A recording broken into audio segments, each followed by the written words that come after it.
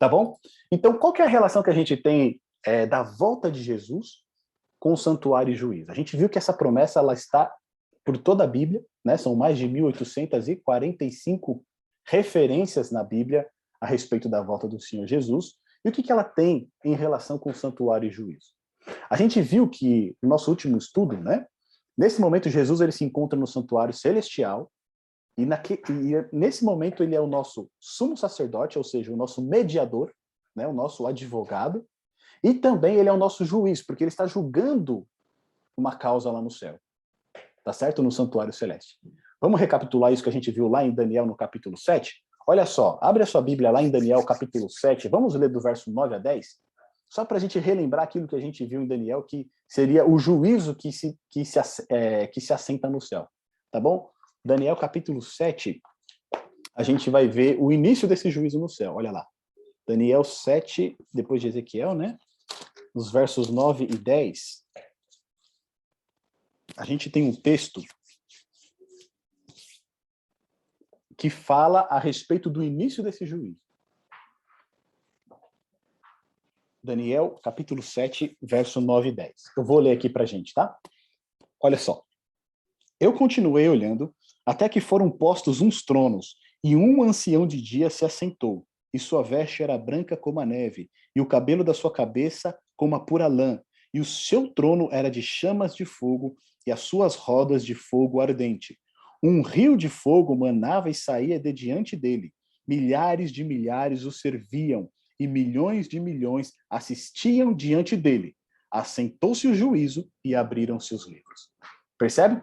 Essa descrição que a gente vê aqui do capítulo 7 de Daniel, nos versos 9 e 10, é o quê? É o juízo que se inicia no céu. Ali são abertos os livros, né? E começa um julgamento. E a gente viu que esse juízo, né, ele acontece justamente depois do tempo do fim. Ou seja, a partir do ano de 1798, pelos estudos de Daniel, capítulo 7, 8 e 9, a gente chegou que a data de que esse juízo começou no ano de 1844. Tá certo? E o que acontece no final desse juízo? Olha lá nos versos 13 e 14 de Daniel 7. Vou pedir para alguém ler para a gente.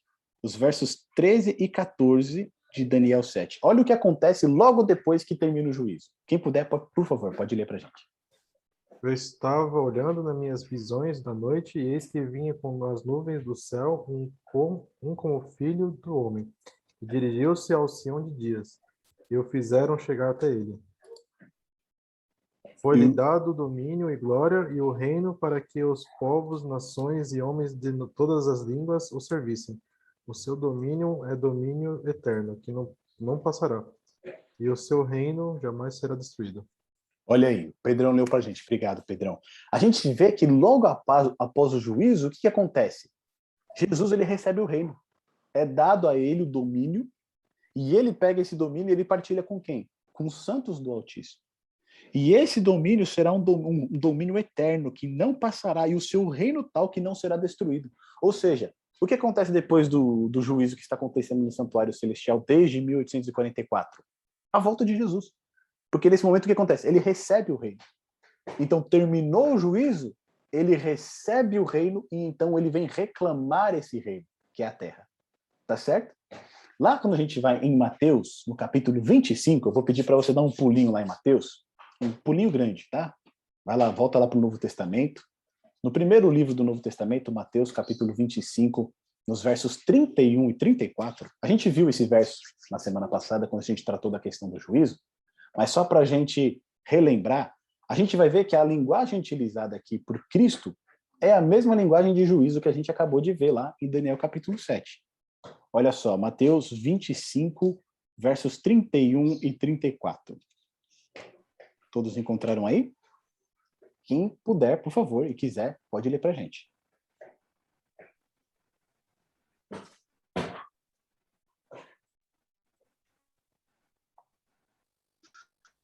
Quando o Filho do Homem voltar na sua glória, e todos os quando com vier o ele, Filho do Homem se na sentará sua no seu trono majestade. glorioso. Isso, acho que isso. Pode continuar, quem tá falando, por favor. Está funcionando? Todas as nações se reunirão diante dele e separará uns dos outros, como o pastor separa as ovelhas dos cabritos. Colocará as ovelhas à sua direita e os cabritos à sua esquerda.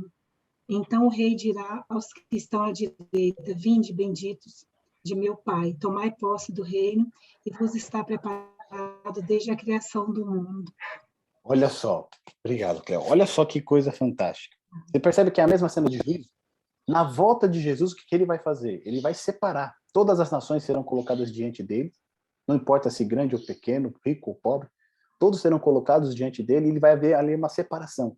Ele vai colocar uns à sua direita e outros à sua esquerda.